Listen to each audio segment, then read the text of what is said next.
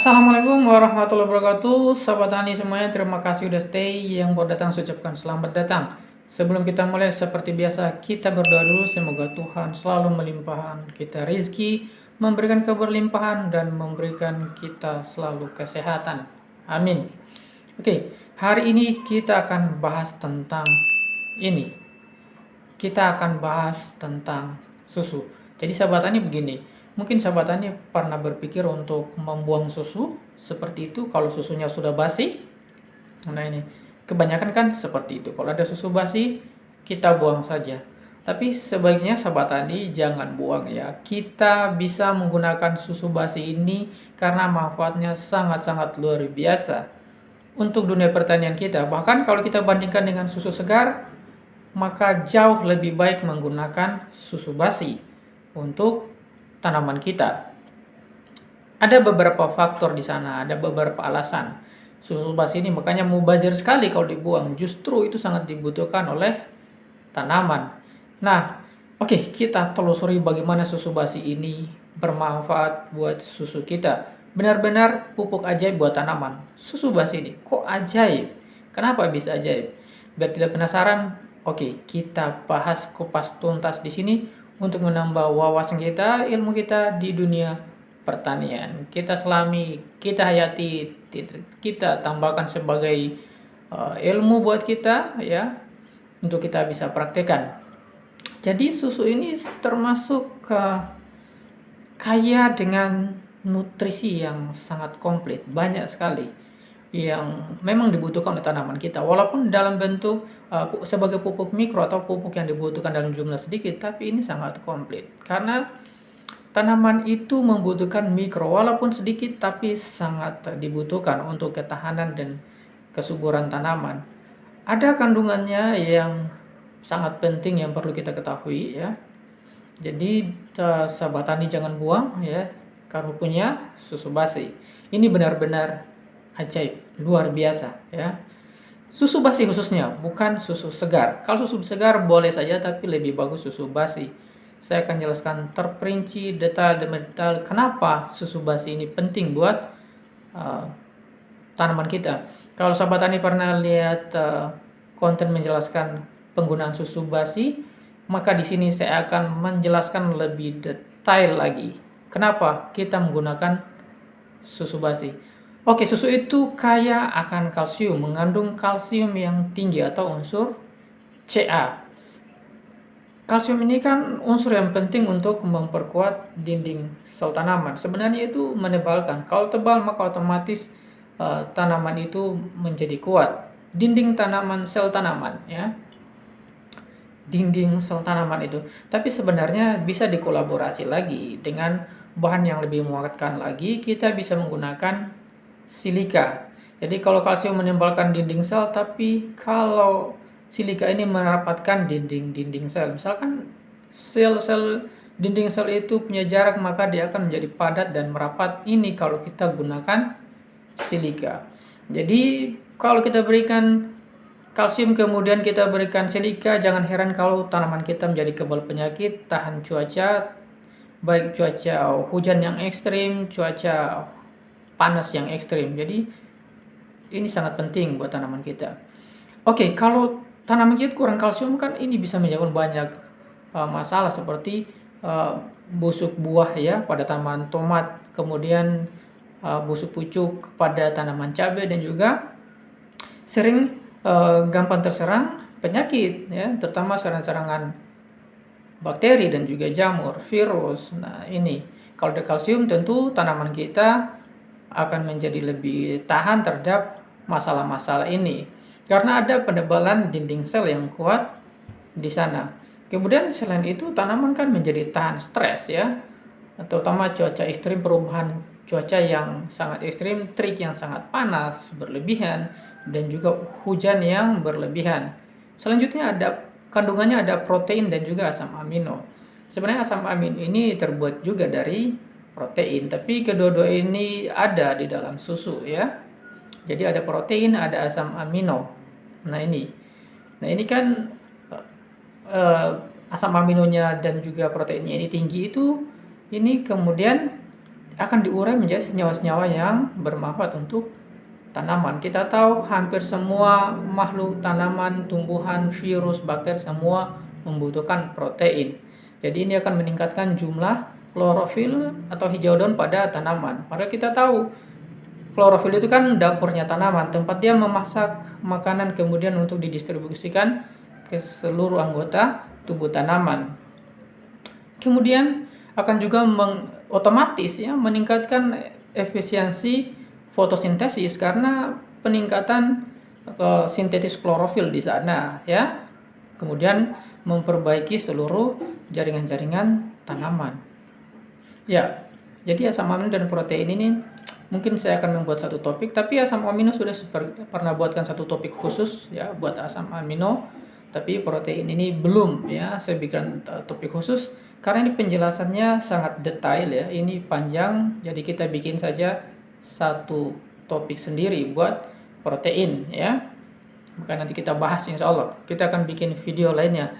Kemudian mengandung laktosa, jadi laktosa dalam susu ini berfungsi sebagai sumber energi untuk mikroba tanah. Jadi tanah itu intinya dari kesuburan tanah itu kan mikroba. Kalau tidak ada mikroba cuma tanah saja, nah ini tidak subur ya. Tapi kalau tanahnya ada mikroba, tanah menjadi subur. Karena fungsi mikroba itu kan fungsi alaminya kan untuk menyuburkan tanah ya. Kalau tanah tidak subur berarti ini salah sendiri. Salah kita manusia membunuh mikrobanya ya. Mikrobanya kita semprot dengan pestisida, akhirnya mikrobanya mati.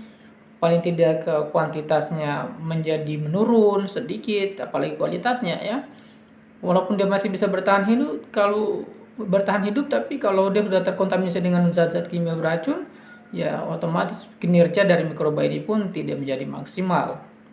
Jadi laktosa ini sangat penting buat mikroba, perkembangan mikroba, dan ujung-ujungnya juga tanah menjadi subur karena dia menjadi energi bagi mikroba-mikroba tanah tadi. Dengan ada laktosa, maka mikroba-mikroba menguntungkan yang ada dalam tanah ini bisa berkembang lebih cepat. Kalau berkembangnya lebih cepat, lebih banyak, berkembang pesat, dia bekerja juga tentu akan maksimal yang pada akhirnya akan meningkatkan kesuburan tanah kita.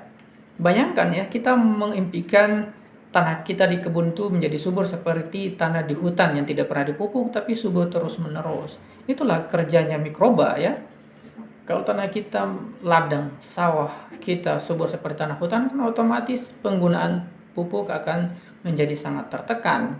Kalau biaya pupuk tertekan, ya tentunya hasil akhirnya adalah ujung-ujungnya duit, ya menguntungkan, cuan, duit kita melimpah, untung menjadi besar, ya. Jadi seperti itu. Oke, susu basi kan mengandung berbagai mikroba, makanya susu basi ini lebih baik, lebih penting daripada susu yang masih segar kalau untuk pertanian karena mengandung banyak mikroba di sana, terutama bakteri asam laktat yang banyak sekali manfaatnya untuk tanaman. Oke, ada beberapa mikroba asam laktat ya, ada mikroba yang sudah basi tadi ya, yang tentunya mikroba ini akan menguntungkan, sangat menguntungkan. Yang terutama ya ada Lactobacillus ya.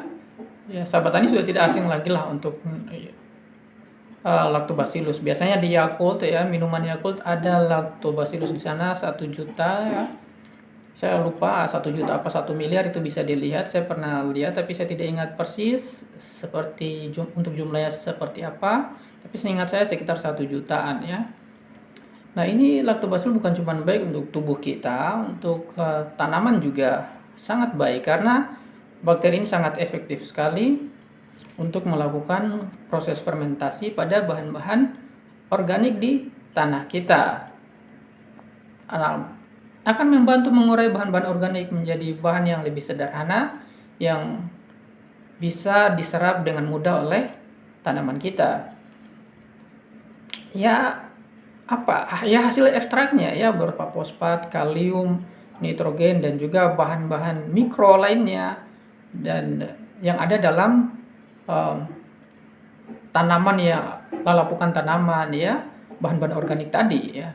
Ada juga vitamin di sana ya, ada magnesium di sana, ada dan lain-lainnya ya, protein di sana yang juga dibutuhkan oleh mikroba ya. Kemudian selain itu dia juga menghasilkan antibiotik sebagai antipatogen. Dia mengeluarkan antibiotik sehingga tanah tentunya akan meningkat kesehatannya ya, bebas dari patogen-patogen penyakit. Nah, ini itu fungsi dari Lactobacillus. Ada lagi Bacillus ya.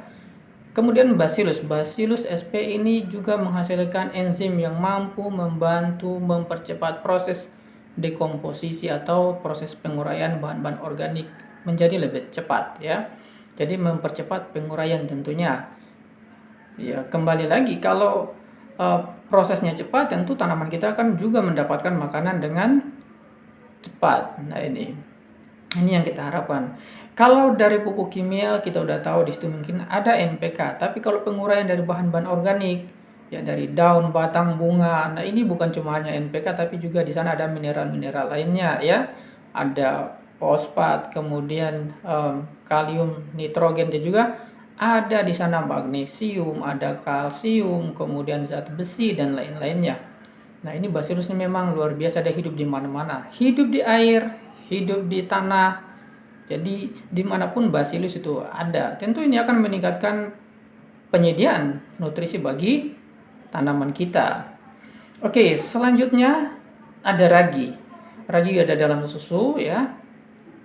Susu basi ya. Kalau kita bilang ragi, jangan sahabat tani bayangkan tape. Oke, tapi juga ragi ya.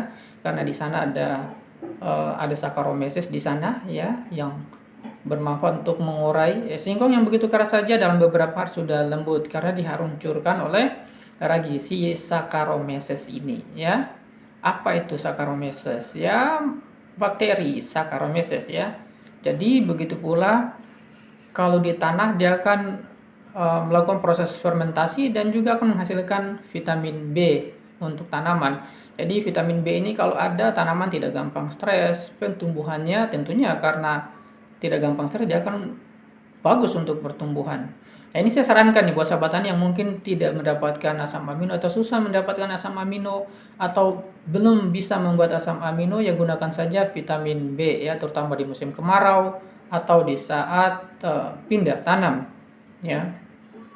Jadi di susu basi ini ada ragi itu yang bisa nanti memproduksi salah satunya vitamin B ini. Makanya susu basi luar biasa sekali, sangat-sangat luar biasa ya. Jadi jangan dibuang. Nah, ya fungsi lainnya dari ragi ya, itu kemudian meningkatkan kadar gula dalam tanah. Kita tahu gula ini akan dirubah menjadi glukosa, glukosa akan dijadikan makanan diserap oleh tanaman sebagai sumber energi. Nah, ini sama seperti kita manusia ya, kita butuh glukosa ya, kita makan nasi jadi glukosa, dia sumber energi buat kita. Begitu pula dengan tanaman ya, maka tanaman menjadi subur ya karena punya energi. Begitu pula mikroba-mikroba lainnya juga membutuhkan glukosa ya untuk menjadi makanan mereka, untuk menjadi bahan energi tenaga buat mereka agar tetap bisa hidup dengan baik. Makanya kalau di setiap proses kultur mikroba itu kita selalu memberikan gula ya, atau kita juga berikan karbohidrat yang nanti juga karbohidratnya kan dirubah menjadi gula ya. Nah, ini dalam proses kimia itu akan kemudian baru menjadi gula, jadi menjadi energi makanan buat mikroba. Jadi susu basi ini ada mikrobanya ya. Ini benar-benar bahan-bahan yang ada dalam susu itu dia bekerja sinergis dengan mikroba ya. Mikrobanya butuh susu untuk makan ya. Kemudian kalsium dan juga bahan-bahan lainnya, protein, asam amino ini akan diolah oleh mikroba menjadi bahan-bahan yang lebih sederhana ya. Sehingga nantinya akan diserap oleh tanaman itu menjadi sangat lebih mudah. Jadi kualitas susu ini sangat luar biasa, makanannya menjadi siap saji karena sudah diolah oleh mikroba ya. Di antara Lactobacillus, ragi dan juga Bacillus tadi. Nah, ini ketika kita beri tanah, otomatis tanah tinggal menyerap saja. Nah, kemudian tentunya ini akan memperbaiki struktur tanah, meningkatkan porositas ya, sehingga perakaran itu lebih mudah tanah menyerap air lebih bagus, jangkauan akar lebih menjadi luas, lebih banyak, lebih panjang. Nah, ini kemudian hasilnya kepada kesuburan atau perbaikan dari struktur jaringan tanaman dari batang, akar maupun daun ya. Jadi gambaran tanaman yang kita lihat subur di atasnya sebenarnya itu gambaran tanah, akar yang ada di dalam tanah. Kalau tanaman di atas kurang subur berarti sebenarnya akarnya berarti kurang subur. Jadi bisa identifikasi seperti apa sih akar tanaman saya ini? Ya tidak, tinggal identifikasi dari daun tanaman itu sendiri. Ya. Jadi karena ada asam amino juga, ada protein juga. Nah, ini bisa meningkatkan efisiensi ya dalam proses fotosintesis karena akan membuat sintetis klorofil ya. Sehingga tanaman ini akan memproduksi atau memasak makanan itu lebih luar biasa lagi. Lactobacillus ini meningkatkan juga mikroba tanah ketika kita berikan di tanah ya. Sebab susu tadi sebagai makanan ya. Kemudian lactobacillus ini dan bacillus ini juga mempunyai fungsi mengurai tanah, bahan-bahan organik ya. Ini akan diolah menjadi bahan-bahan yang lebih sederhana ya untuk siap dimakan oleh tanaman, kemudian menghasilkan antibiotik sebagai antipatogen. Jadi tanaman mendapatkan tanah yang subur dan juga mendapatkan obat ya atau antibiotik, antibakteri ya, bahan-bahan organik terurai, dan saripatnya kemudian berupa NPK dan juga mineral-mineral lainnya, pupuk mikronya ini bisa kemudian diserap oleh tanaman dengan maksimal. Jadi sahabat tani ya, kita bahas tentang susu basi ya. Jadi jangan dibuang. Semoga ini bermanfaat untuk kita semuanya, menjadi wawasan yang baru. Saya harap bisa dipraktekkan, jangan dibuang begitu saja mubazir. Justru susu basi ini mempunyai manfaat-manfaat yang lebih luar biasa dibandingkan dengan susu yang belum basi.